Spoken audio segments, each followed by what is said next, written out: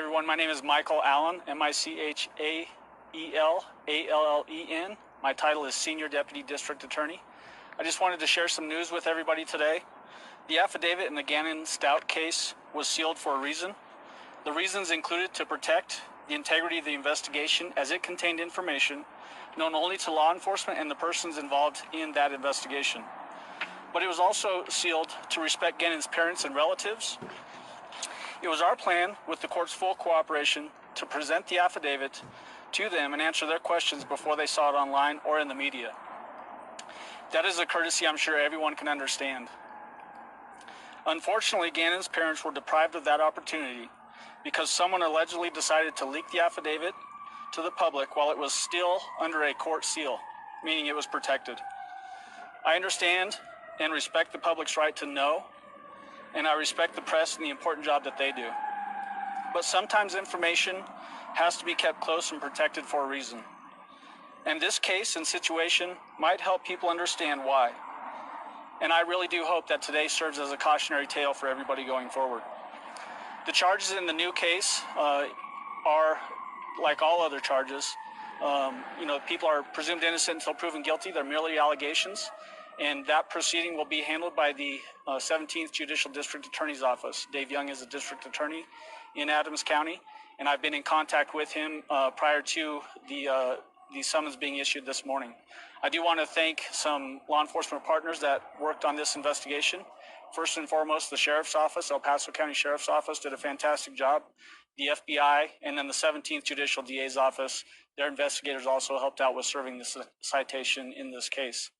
The next court date for the person that was served in Adams County is July 6th of this year. That's all the information I have as far as that new case. All questions about the new case should be referred to the Adams County DA's office. So, real quick, and if you can answer, I understand, but in regards to how did this person get the document, be able to release it, you wouldn't be able to give us that information of who exactly this person was, if they somehow were part of the court system to be able to get the document or anything like that? I know that the person does not work for the court system per se, but does have a login to get into the court system and was able to access the affidavit before the seal was lifted and accessed it that way before leaking it. At least those are the allegations. But anything beyond that, I'm not going to get into. And then the document, back before, was publicly released, you said it was posted to social media, and that's how it originally got out and how it was originally leaked. That's exactly right. So it was clear on that April 3rd date. The court had sent out a notice to the parties saying that the court would release the affidavit in 1 week's time, but was giving us the opportunity to show it to the family and answer any questions they had before it was released officially. By that night, it was already leaked online. That's how I found out about it. Was I got a call from somebody with the FBI saying that the family just called them and said that the affidavit is online. So obviously that was very troubling. Not what we wanted to have happen. We obviously wanted to talk to the family before it was leaked and show them the document and answer their questions. But they were deprived of that opportunity, and that's the worst part of this whole thing, is that really it violated the respect that they should be shown as victims in this case. Has a leaked affidavit in Colorado ever resulted in a case being tossed out or dismissed? I can't think of anything off the top of my head, any cases that have been dismissed as a result of a leaked affidavit. Really, for something like that to occur, where a case would be dismissed, it would have to be because of some sort of inappropriate behavior by somebody on the prosecution side of a case, and I don't know of anything like that. And I think this shows also, too, that the prosecution, the court system, and the defense team are really trying to have some integrity with the way this case is proceeding, and it wasn't leaked by anybody associated with this case, and I think that's a good thing.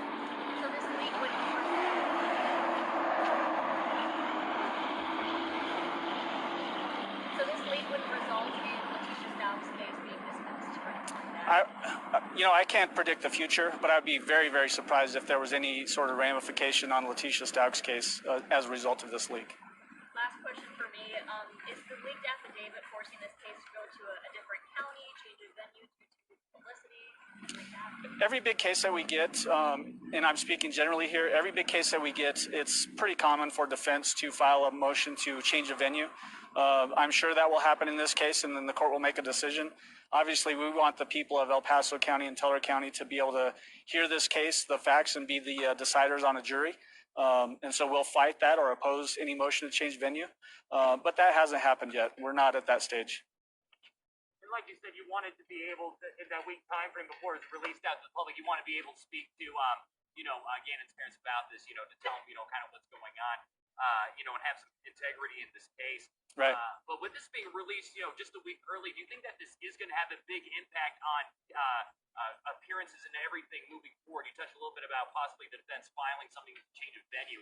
But besides that, do you think that this, just being released a week early, can have a big impact on the case at all? It's hard for me to predict anything like that. I can't see how that would impact the case really at all. It was going to be released at any point by the judge 1 week later. It's just the fact that it was leaked while it was still under seal.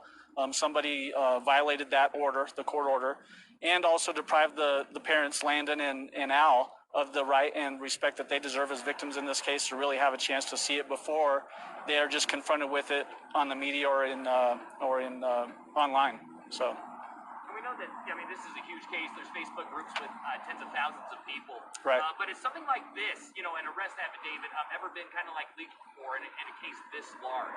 Or is this very unheard of for here in Colorado? It's happened. I can't name off a bunch of different case names where it's happened, but certainly leaks happen in cases. Unfortunately, it's not something that we want to see happen. And I get it. I understand a case like this.